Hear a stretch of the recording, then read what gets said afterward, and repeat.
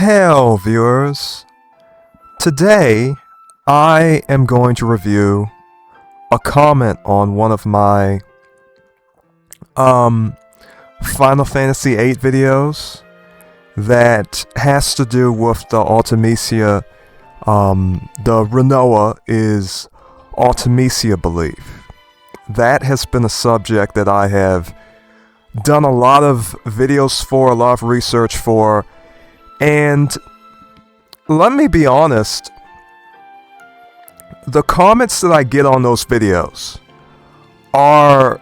they have to be some of the best comments that I get on any videos. But one thing that I often happen to come across is people who say, all of this stuff is really interesting. Actually, if Square Enix decided to do a Final Fantasy VIII remake, it would be great, just in light of all of this information. And so, I came across one such comment. And I have something new to say to that particular... let me close these extra tabs out. Anyhow, on my video, Rinoa's Ultimecia Final Fantasy VIII Belief, I had East-West Trade say, this is great. They could literally create an entire remake saga with the R equal U narrative. Now, in this particular video, basically, I went over all types of details, okay? This is the title, but before I go any further, I would like to say, because there are always people who don't know why I've even decided to talk about this subject. Because most of them know about the Etamame arcade interview with Yoshinori Kitase, and they said, well, all of this has been solved.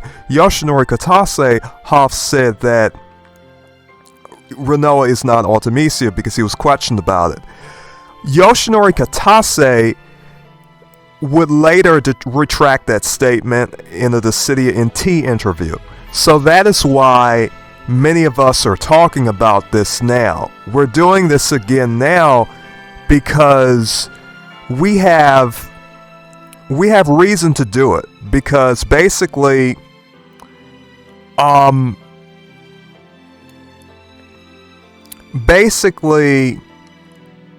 what he has said is that since he was just one writer, they all added personal touches to the script, and so he's saying it's possible Nojima or Nomura would add those kind of nuances, because Yoshinori Kitase is basically saying, they asked me, I just said what I knew. Basically, everyone added their own touches. We're three writers. We all have different ideas.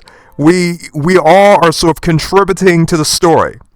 And so he's saying, yeah, it's possible they added that type of nuance. I don't know. I'm just one writer for the game. So he's talking about, what he's going to talk about here is Nojima created a character called Shinra, and he thought that was pretty amazing in Final Fantasy X, in the Final Fantasy X universe. So there's a Shinra in Final Fantasy X, and basically the Shinra in Final Fantasy X is connected to Final Fantasy VII. And so what Yoshinori Kitase is going to do, he's going to talk about how interesting Nojima's writing is. And basically he's saying, yeah, Nojima does things that even I don't do. There's things that Nojima does that, yeah, it could, basically he's mentioning Nojima out by name because he's basically saying, yeah, he's a very secretive writer. He does things differently than I do, and than Nomura does. And so this is what the main basis of what I'm going to be talking about is going to revolve around. The writers. The writers for Final Fantasy VIII in particular, and we're especially going to be talking about Nojima because for those of us who do have this belief that the story of Final Fantasy VIII hints towards, and sort of, in a sense, kind of leads many players to believe that Rinoa is Ultimecia for a variety of reasons that I've talked about in other videos. So, as I said, for those of us who are talking about it, some of you may wonder, how could you talk about this? Why would you talk about this? Because Nojima already said that's not the case, but he retracted that statement completely. He's saying, I'm one person. We have two very good other writers, especially Nojima. I don't know what they've done. For me, I cannot say for sure. And that is what he's saying. He's going into detail saying Nojima, though wait, Nojima is a very interesting writer. He does different things than me. And I'm not going to speak for him, and I'm not going to speak for Nomura. We all know Nomura loves time travel in his writing, in his narratives. We can see that from Final Fantasy VII Remake. Anytime Nomura is involved with something, it seems as though Nomura doth take a great deal of emphasis. He puts a great deal of emphasis upon time travel and time-related things. But anyhow, let's get back to this idea of a remake, because my response to him was a bit different than what I've told people in the past. What I say now is this: if they do a remake, if Nojima writes for it, if Nojima works on it, if Katsushige Nojima works for a remake, basically it will be pretty good for us who believe Rinoa is Ultimecia, because what I found is that anytime we get a clue or a hint that Rinoa is basically Ultimecia, and that the lines sort of blur in the sort of similarities and sort of things like that are emphasized. You can see that in Final Fantasy Mobius. You can see that in Dissidia NT. Now, we're going to talk about a very interesting thing in Dissidia NT, which is Rinoa's Apocalypse spell. Now, for those of you who have played, you can see here, we're just going to take a little view of this. The Apocalypse spell. Okay? Rinoa in Dissidia NT. Some people hate Dissidia NT. They don't play Dissidia NT. They don't want to play Dissidia NT. They want nothing to do with Dissidia NT. They say Dissidia NT is the worst Dissidia game ever made, which I disagree with. But personally, I love this game, especially considering the fact that Katsushige Nojima, he was one of the main writers for this game. And so you can see, interestingly enough, you know, Yoshinori Kitase, he's saying, yeah, Nojima? Yeah, that guy does secretive things. He does little things like that. And so here we see Rinoa with the Apocalypse spell, and you have to ask the question, why would Rinoa have Apocalypse? Now, for those of you who do not know what Apocalypse is, which, if you play all Final Fantasy VIII, and you fight Ultimecia, you're going to see her do this. What Ultimecia is doing here is she is drawing the Apocalypse spell from her body. Now, what you see on the top is what is called the magic generator in the fight. When you fight Ultimecia, you have something called the magic generator.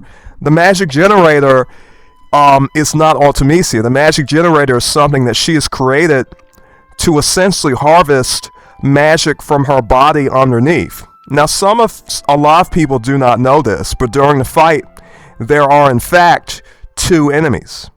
Now, when you're fighting her, her last form rather, let me see if this opens up. That's good, it does. So you have this fight. Ultimecia generator. Okay, this is not Ultimecia's real body. It's the point from which Ultimecia's magic power generates. Okay, it casts the ultimate magic through the power generated here. So basically, I'm gonna, yeah, I can't really zoom that in too much without it getting blurred. But basically, that part is the top part of her body. What you are seeing here, excuse me.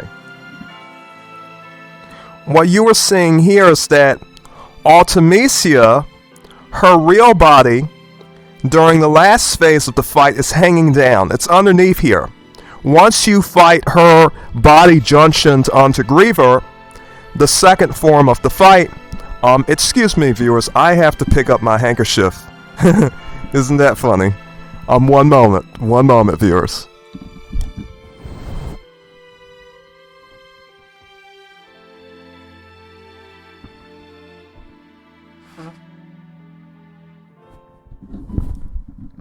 Alright, I'm gonna take a sip of tea. One moment.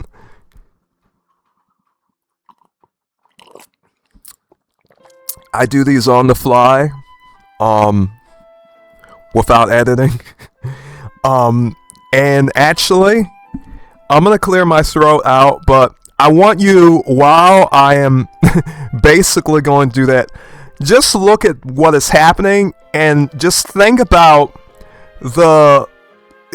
what's happening to her body. She's drawing Apocalypse out of her direct real body.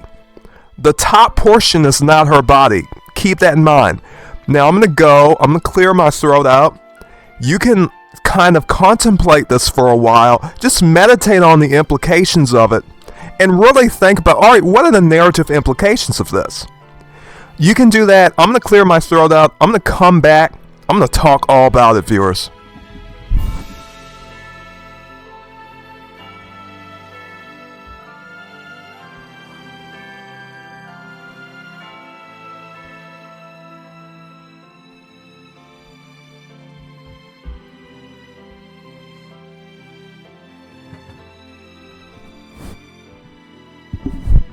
All right.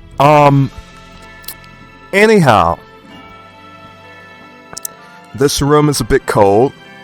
I'm in a bigger room, and there is a stove in here, a wood stove, but it's early in the morning and I have not cut it. I have not put any wood in it, and it is kind of chilly in here. But anyhow, on this matter, the machine portion is her generator that Ultimecia has created to use Apocalypse, but the generator has to generate Apocalypse from her real body.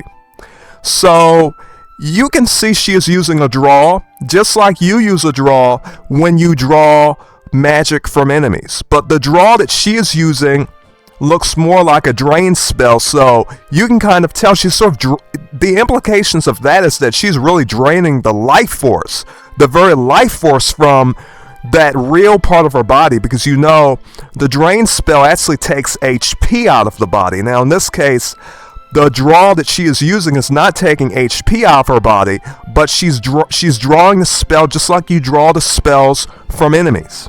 So that shows that yes, Ultimecia can draw just like you can draw, but as far as Apocalypse, without any doubt, we know Apocalypse comes from Ultimecia's body. The source of Apocalypse is Ultimecia's body. So remember, Kazushige Nojima was a major writer for Final Fantasy VIII. And Mr. Yoshinori Kitase specifically mentions him. Now let's go back. We have Rinoa right here. Kazushige Nojima was I think one of the main writers for Dissidia NT. So we have who wrote for Dissidia NT Google AI overview.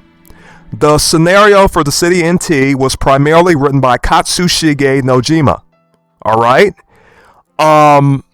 So he's involved here, and we can see that Rinoa has the Apocalypse spell. And if you get Ultimecia's how should I say, HP attack. When you really get her stronger HP attacks, I think Ultimecia learns the Apocalypse spell as her fourth HP attack.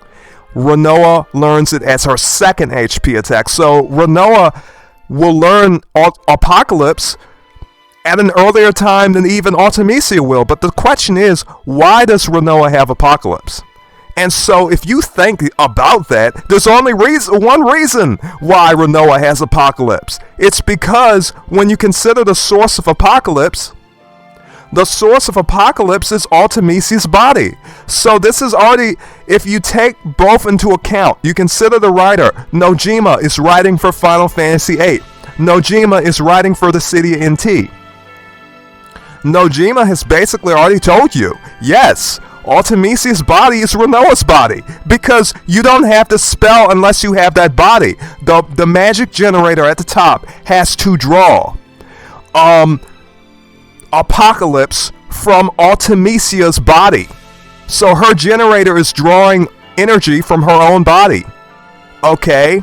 You don't get Apocalypse unless Ultimecia is, her generator's drawing it from her own body.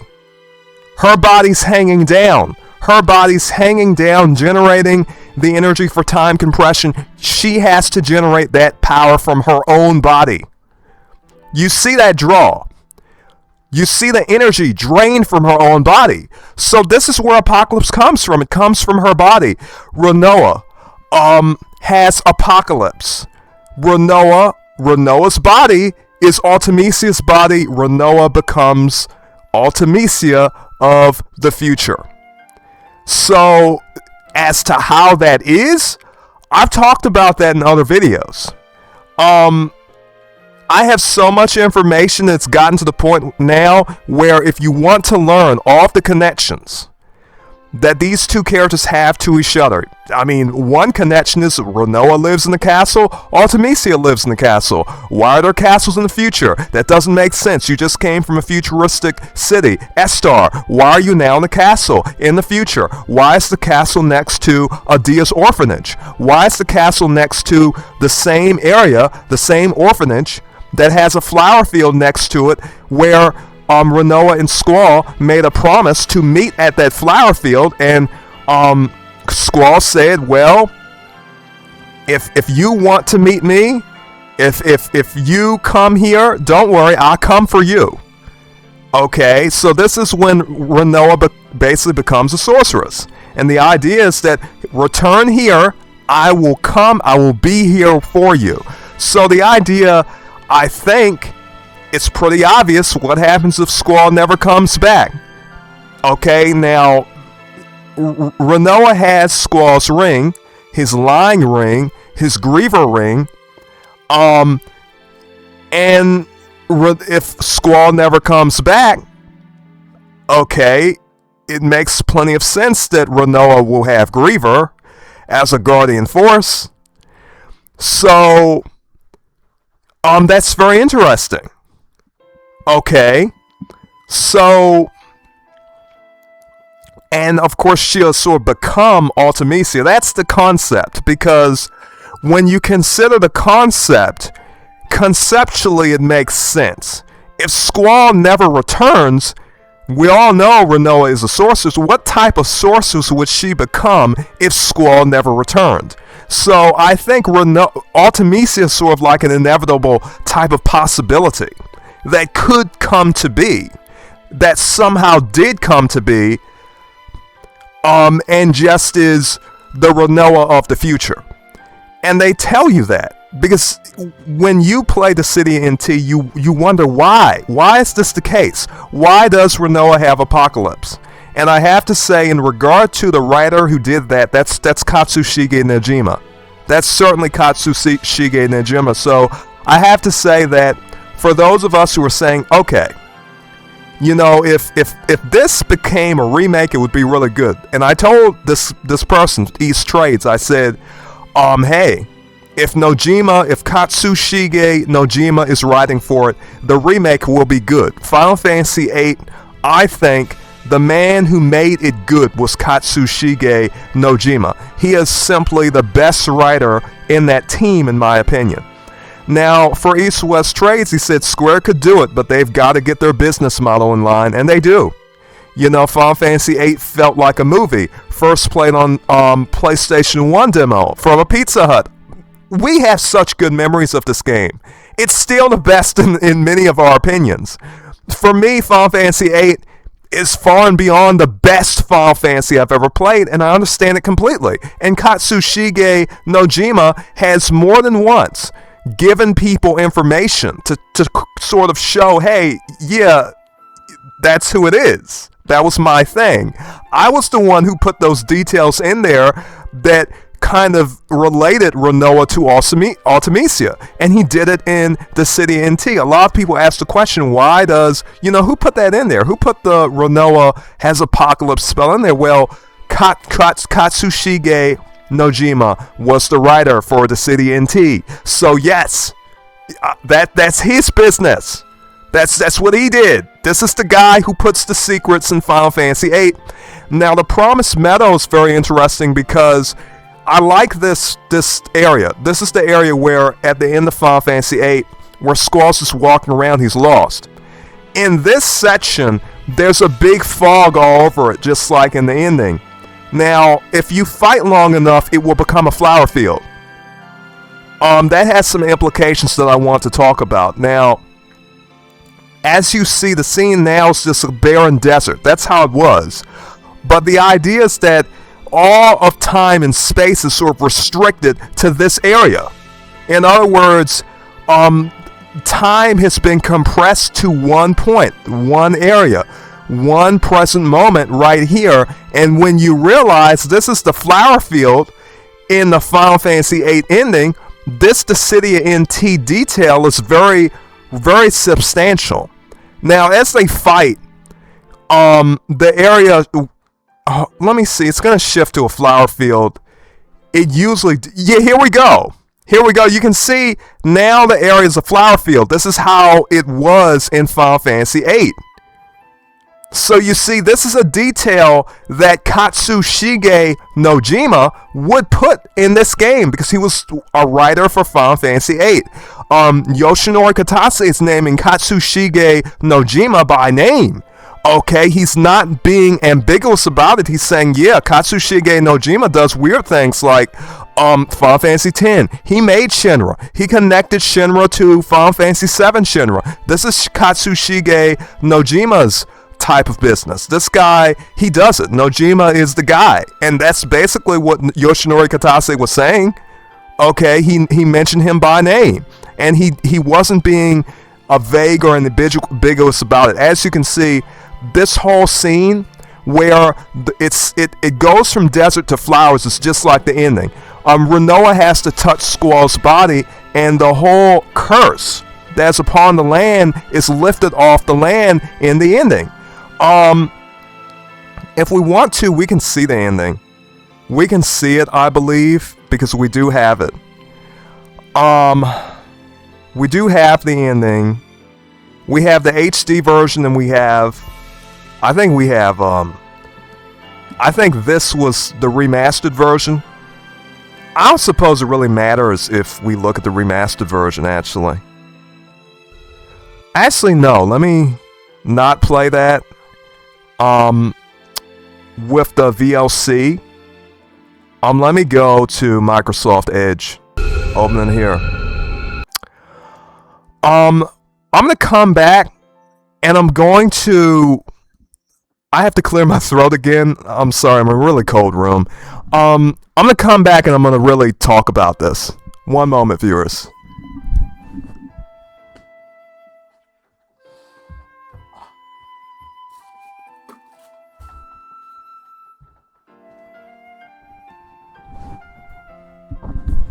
Alright, I am back. I'm in a cold room, I'm in a chilly room. As some of you may know, the ending's very long. The ending can take a long time just looking at it, but you're in this place, right? You're walking around, and it's fog everywhere, and you're in the desert.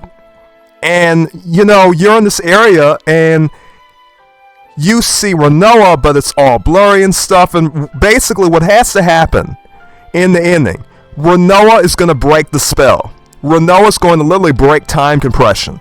Time compression is happening, and what Rinoa is going to do by her touch, by her own power, she is going to break time compression.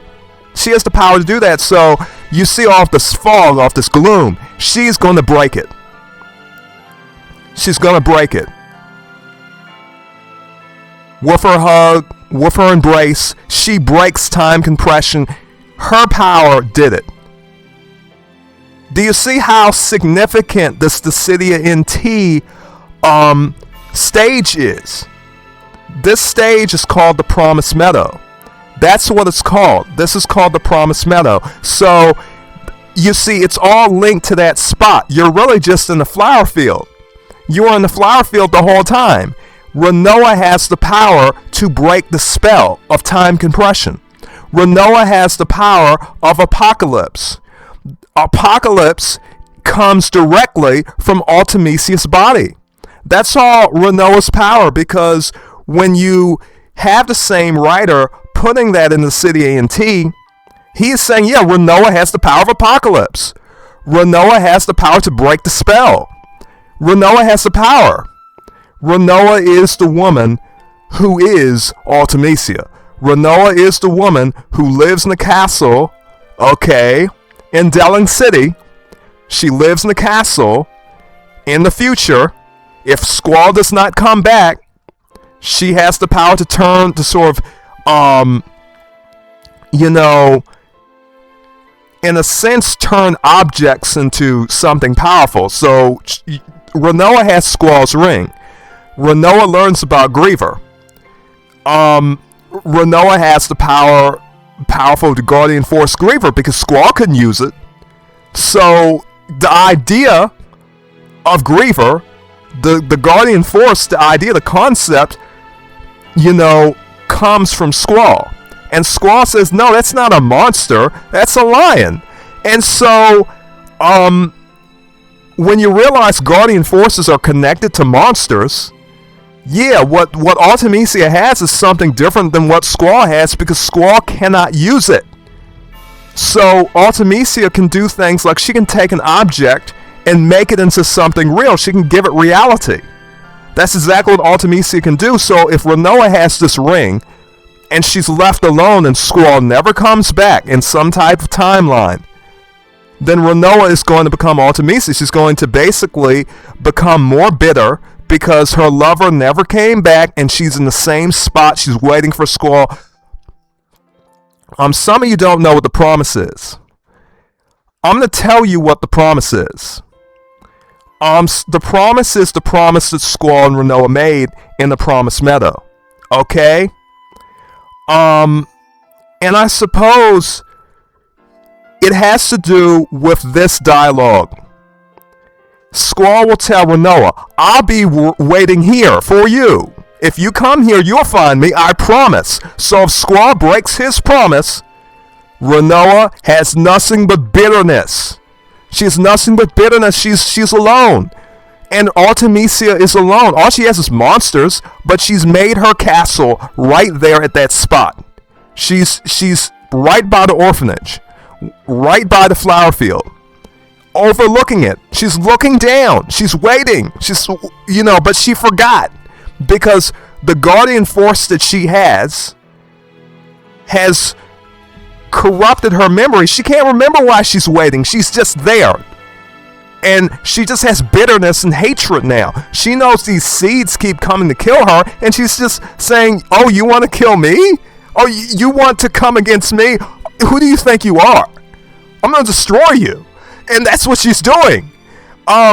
She doesn't joke around. And you say, how did Ultimecia get the junction machine? Well, if you look in the game, basically, during the S-Star mission, basically, S-Star wants to take Rinoa, and they say, hey, we have to put her under containment. We have to experiment on her and stuff. You have to leave her with us. She's a sorceress. She's a danger to all of us. We have to take her. Well, she was with them at any point in time, and she decided, if she just decided, oh, I'm going to take the junction machine or something like that, she could have took it. She could have took technology like that. But you see, those things are very easy to understand if you look back in the story and you say, wait, it's starting to make sense now. Why her castle is where it is, why she's waiting there. She was waiting for Squall. Now, at this point, she's just there, and she's just bitter.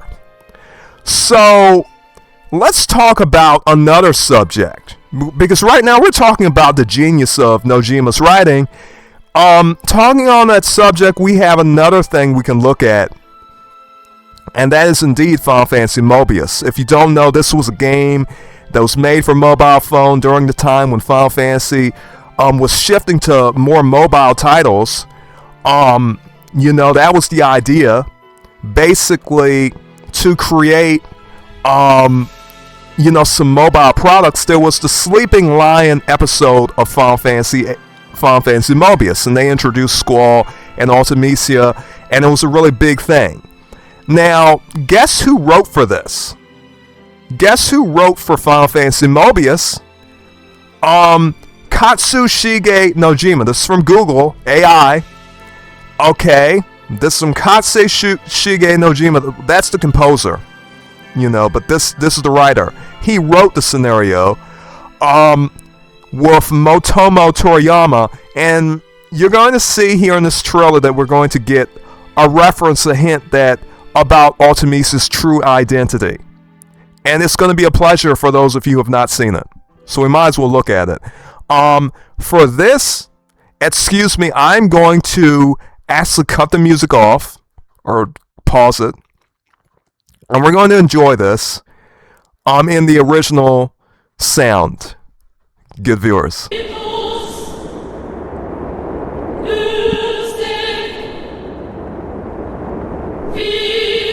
So I'm going to let you do that. I'm going to clear my throat again. It's really cold in here.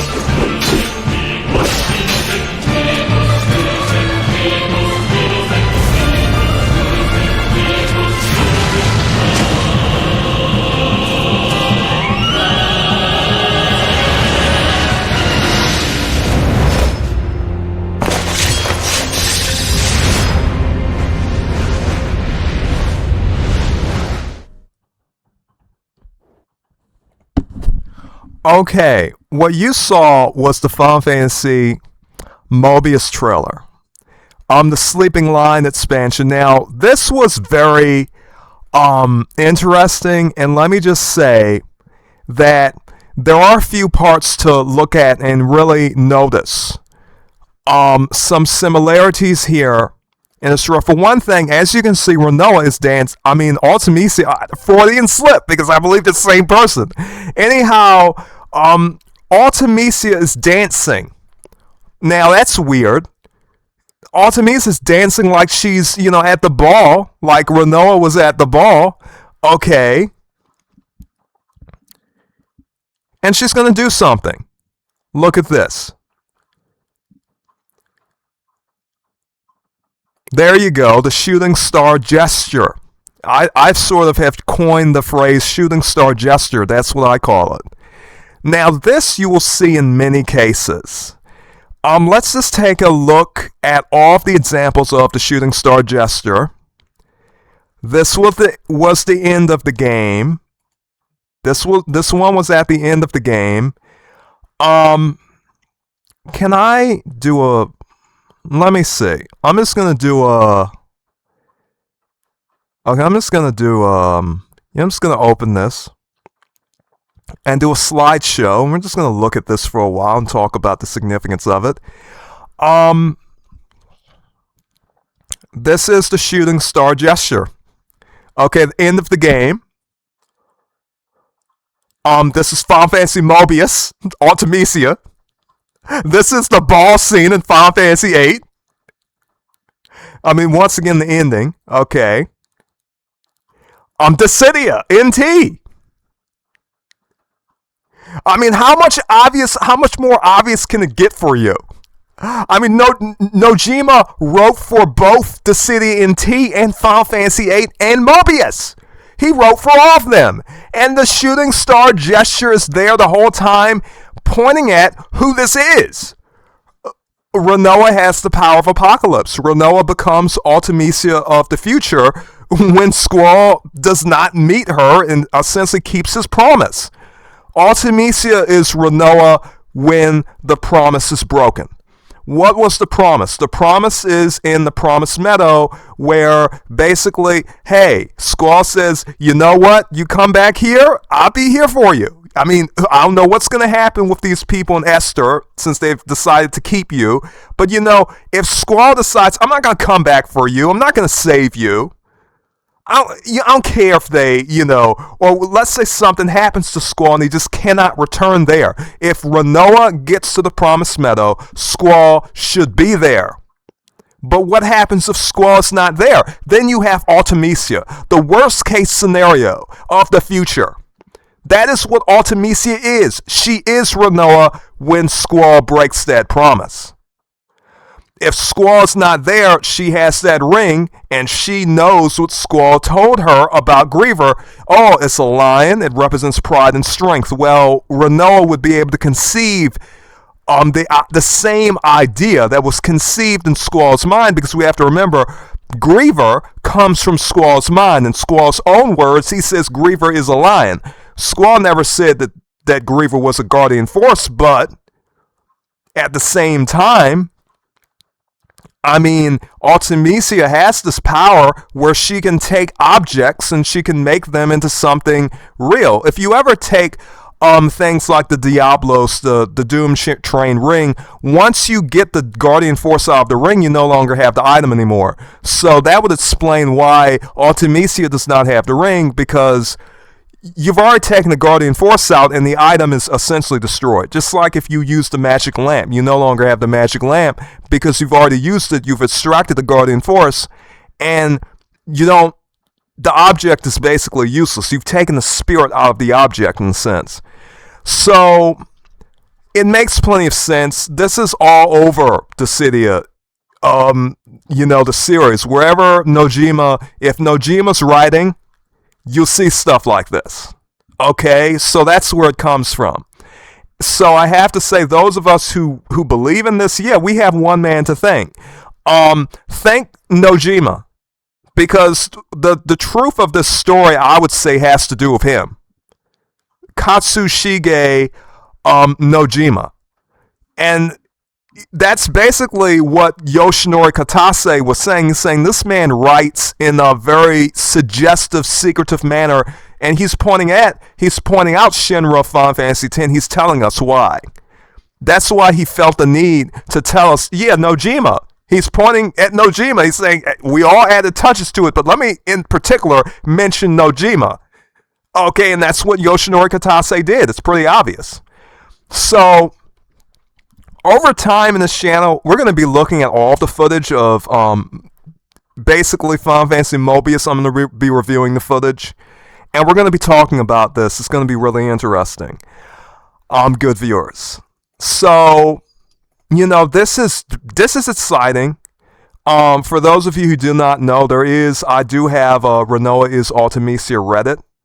Okay? If you want to keep track of everything new, if you want to learn different things that I don't talk about on here, like a whole magic investigation into the magic of Final Fantasy VIII, you can come here and you can learn a lot. So, all you have to do, come to the Reddit. It's a very simple name, Rinoa is Ultimecia, and you can get this information. Excuse me, I do update the Reddit sometimes when I get new information, so, that will be a pleasure to add to that. I'm going to clear my throat again and I'm going to come back. I'm going to play this video, but yeah, it's very interesting. And as I said, this whole stage, the way it connects to the Final Fantasy VIII ending, it's incredible. It really is. It's absolutely stunning. Do I have the music playing again? Let me play that music. It's very good music, actually. Okay, one moment.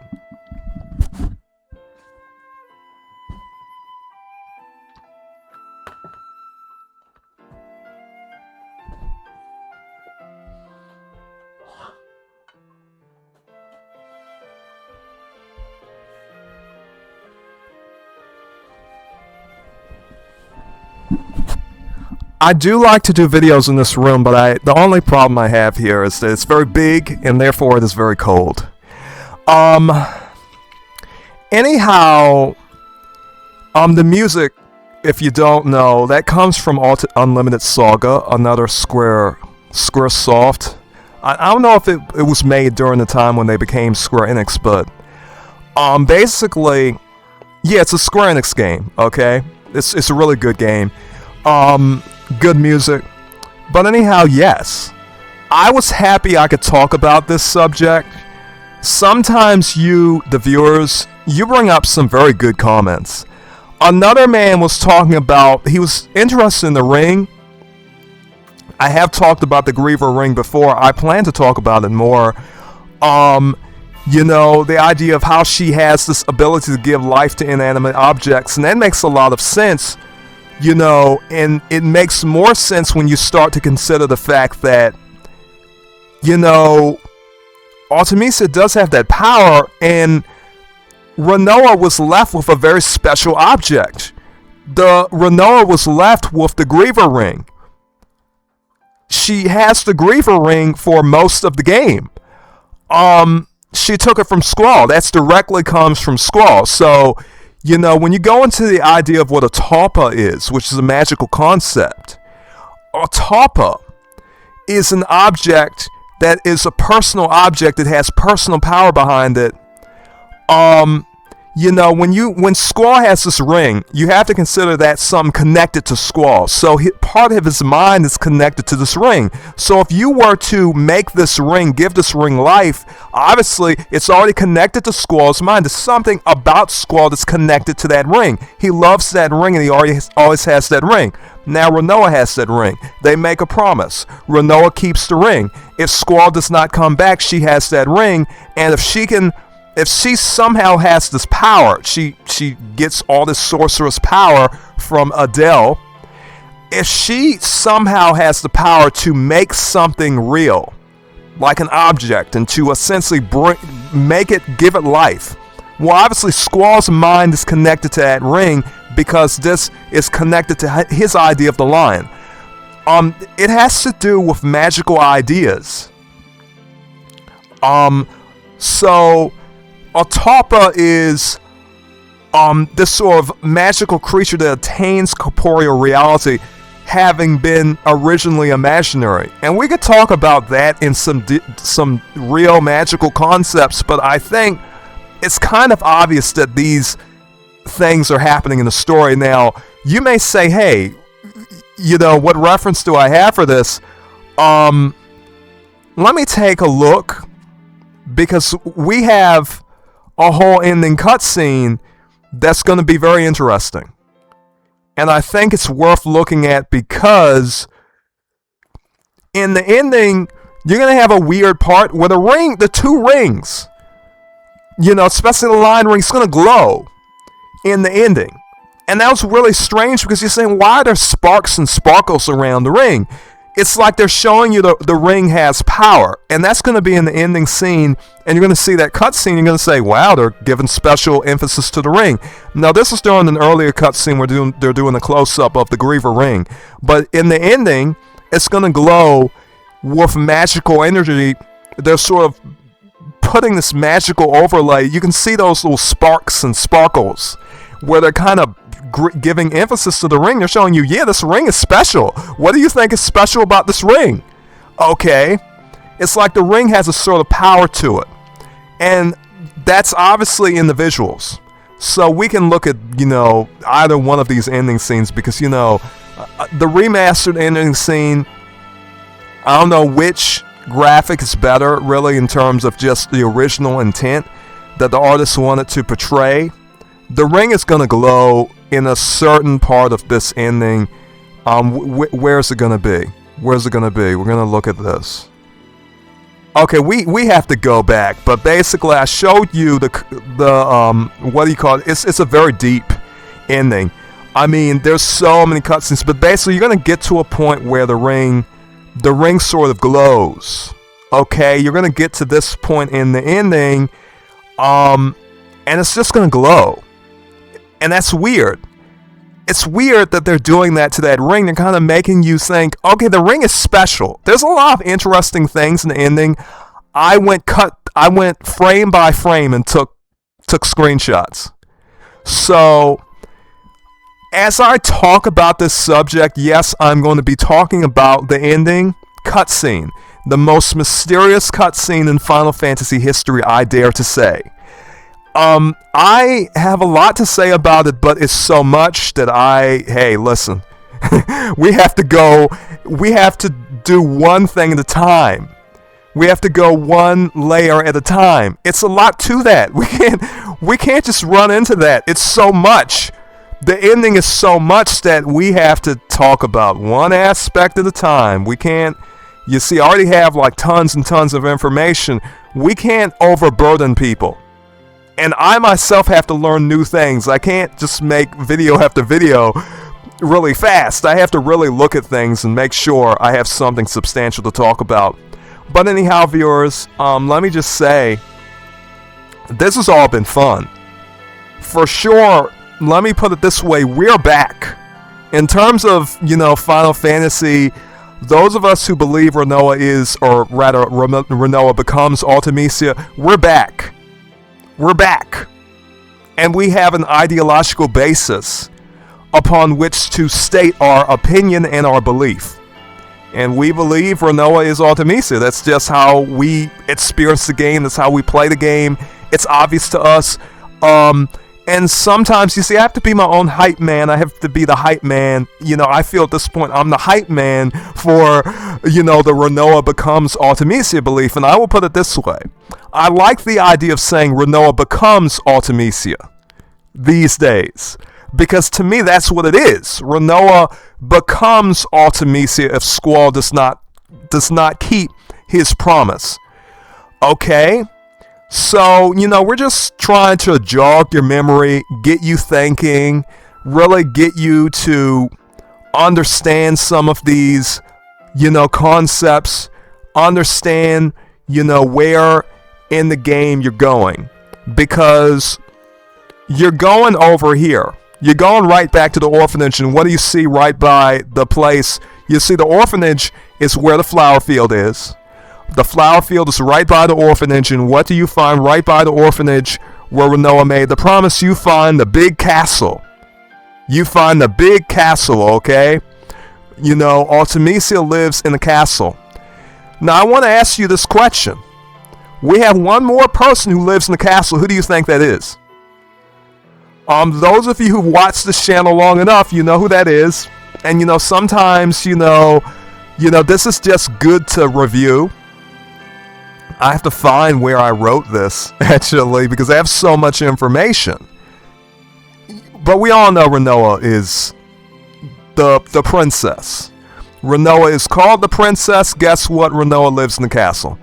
We've talked about this We've talked about, hey, there's castles in the future, and, why? Rinoa lives in the castle. Rinoa is sort of that gothic lady. Rinoa Rinoa is the best romance in the Final Fantasy series, in my opinion. We know who lives in the castle. If you want to call Rinoa the princess, you're right, she is. You want to call Ultimecia some type of queen, some type of wicked demon queen, you can. Rinoa is a beautiful and unique Italian name that means the princess, or rather queen or royal, okay? Excuse me. It's Italian. So, you can find this name in Italian. It means queen or royal. So, Rinoa is royal. Rinoa is the one who can break time compression. Rinoa has the power to do it. Rinoa has the power of apocalypse. This is revealed to you in Dissidia NT. Okay, Rinoa has apocalypse. Guess who else has apocalypse? Ultimecia has apocalypse. If both have apocalypse, who comes first? Ultimecia or Rinoa? Rinoa comes first. So Rinoa has the power of apocalypse before Ultimecia. Who's writing this? Nojima is writing this. Okay? We can take this step by step and explain it to people. If they don't want to believe us, that's alright. We know what we believe. Believe means to accept. And so it's easy for us to accept it when we have all the information. I mean, when we have all the information, it's easy for us to accept it. When Nojima is writing for Final Fantasy Mobius and Ultimecia is dancing and doing the shooting star gesture, it's easy for us to accept it. It's easy for us to believe this. We have a very good reason to believe what we believe. We do. So, I just love to explain this to people. I love to go and just bring all of the information before people so they can really think. Think about this. Let your mind do some work. Okay? Let your mind do some work and you can really understand stories and enjoy the stories that you get to participate with. This is how good, game communities, movie communities, story communities are built. You have to talk about something, you have to research and share the information with people. This to me is very good work to me. So we all know where apocalypse comes from. That body, right there, and that's Rinoa's body, because Rinoa does not have apocalypse unless that is her body. So that's her body, that's the body. That is the body, okay? So this is fun. I really enjoy this. Viewers, you better believe I'm gonna have more stuff for you at some point. As I said, I do plan to look at Dissidia Mobius. Not Dissidia Mobius, but Final Fantasy Mobius. I do plan to look at this. I do plan to look at the other contributions that Mr. Nojima happened to do. And it's going to be really fun, because we're going to look at this stuff. We're going to look at the contribution of Kazushige Nojima. All of you can thank him. Right now, just take some time. Just give this guy thanks and just take a moment to feel grateful for Kazushige Nojima. May the Lord bless him. This guy's why you have what you have. This guy's exactly why you know what you know. You would not know any of this stuff, and that would not be a part of the Final Fantasy VIII story were it not for Kazushige Nojima. Let's give credit where it is due. And Yoshinori Kitase, he felt the need to tell us that, okay? So, viewers, this, as always, was fun. I enjoyed this. This was great.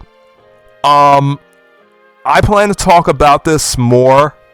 I'm glad that you people leave comments. I'm glad that you come to the video forums and give your honest opinions, because, once again, we're talking about this. We're going to keep talking about it. We're never going to stop talking about it. Okay, this is great. This is wonderful. Viewers, so I just want to tell you, as usual, may you be blessed, and farewell.